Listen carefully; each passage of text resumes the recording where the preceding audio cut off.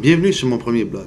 Dans le passé, j'ai tenu des émissions comme la zone télé et ici que l'heure du punch, celle-ci sur Radio Box. Donc j'ai animé ce genre d'émission-là, j'ai mis sur pied, mais ça prenait plusieurs heures de travail et de montage pour avoir du contenu pour à peu près 1 heure. Malheureusement, avec les années, les occupations me tiennent trop occupé. Occupation, ça probablement là qui est la relation entre les deux mots. Donc, plus le temps passe et plus je me trouve avec un manque de temps. Donc, je me suis dit peut-être qu'avec une autre formule, ça irait mieux. Essayer d'avoir des capsules plus courtes, 2-3 minutes, pourrait être quelque chose qui est plus facile à gérer et à faire sur une base plus régulière.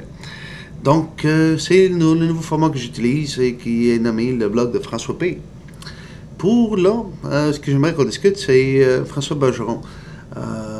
On vient d'annoncer comme quoi qu'il va se battre en championnat pour le titre NABA. C'est pas contre Edgar da Silva. C'est pas vraiment le genre d'adversaire que j'aurais voulu voir Jean-François Bergeron affronter. J'aurais bien sûr préféré le voir contre un de nos boxeurs québécois ici, que ce soit un Mongo, un Lheureux ou un Cadieux.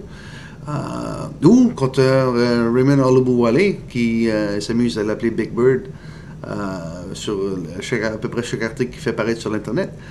La promotion là est déjà faite, ça a été gros.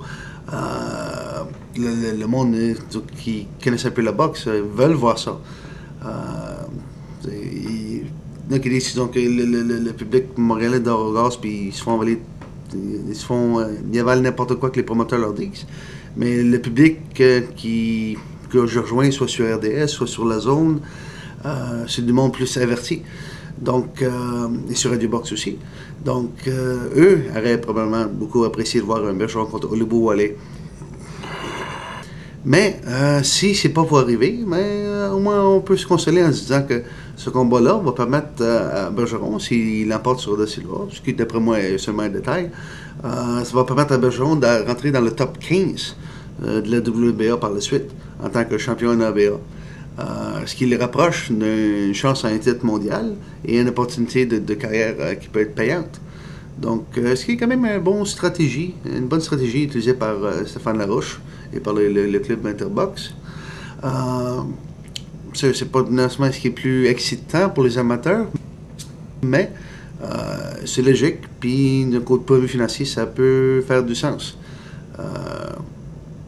Pour ce qui est du reste, mais on y repassera, puis il y a toujours une chance pour une autre fois. Donc, moi, je pense qu'on arrive à peu près dans les 3 minutes. Ça fut une expérience assez facile. Donc, on va recommencer. À la prochaine.